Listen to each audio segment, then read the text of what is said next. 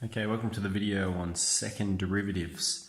So let's recall if we have y, that is the function of x or the function, if we put an x value into that, it's going to tell us the y coordinate. Okay, we can find the first derivative, that is dy on dx or f dash of x. We call this the slope function.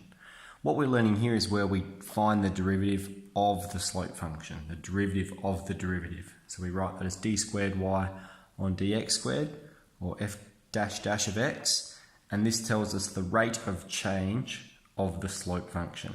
Okay, so one thing to notice, this is the rate of change of this is the rate of change of this. Okay, so the derivative function is always going to be the rate of change. So let's look at our first example here. We've got x to the power of 5 plus 4x to the power of 3 plus 2x plus 3, that's f of x. So the first step we do is we find f dash of x.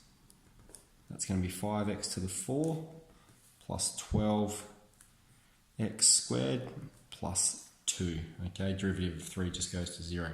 We've found the first derivative, let's find the second derivative. F dash dash of x is going to be 20x to the power of 3 plus 24x, derivative of 2 is 0. So the second derivative is this. What's so fantastic about these problems is it's giving you lots of practice with differentiating, because not only are you performing the operation once, you're doing it twice. So you're doing twice as much calculus. Fantastic. Okay, if we look over at this one here, and I might do this one on the spare piece of paper here because I haven't left enough room, but this function here, we could use the quotient rule. We could go u on top of v, but there's actually going to be a simpler way. Okay, so we've got y is x squared plus x to the power of 5 on top of the square root of x. We're going to rewrite this like this. Okay, we can do that because there's only one denominator. We can separate it. Alright, then we're going to use index laws to simplify it. That's going to be x to the power of 3 on 2. Okay, we go 2 take a half, 3 on 2, plus x to the power of 5 take a half, 9 on 2. Okay, this is equal to this. It's just a different way of writing it. Alright, it's still y. So let's find dy on dx. Alright, that's going to be 3 on 2 x to the power of a half. Alright, that's the derivative of that. Plus here, 9 on 2 x to the power of 7 on 2. Alright, easy. Let's do it again. D squared y on dx squared. We're going to have 3 on 4 x to the minus half plus 9 sevens are 63 on 4 x to the power of 5 on 2. Alright, so we just keep using that same pattern of differentiation. If we had used the quotient rule, it would have ended up being a lot more complex. Okay, you can try that one for yourself there if you want to. Okay, let's go back here to question C. Here we've got a composite function. We have a function to the power of n. So we have to use the chain rule for this. So let's find dy on dx. It's going to be n f of x to the power of n take 1, and we times that by f dash of x, 2x take 6.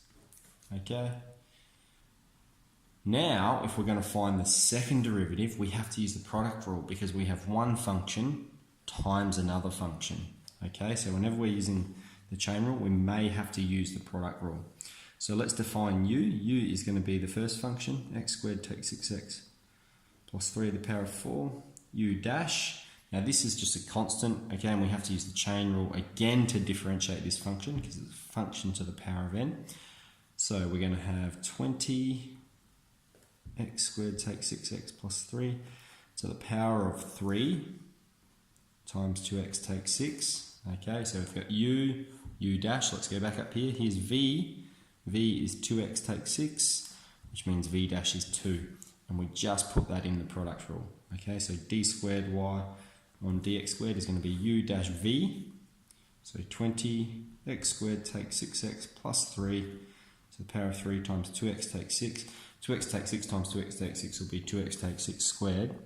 And that's plus u v dash. Okay, here we're going to have 2 times 5. We can write that as 10 x squared takes 6x plus 3 to the power of 4.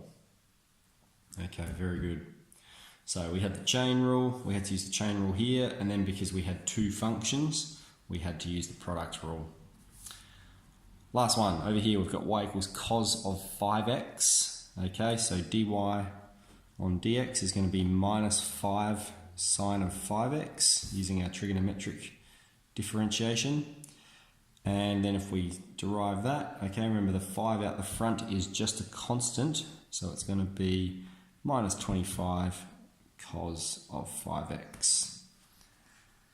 Fantastic.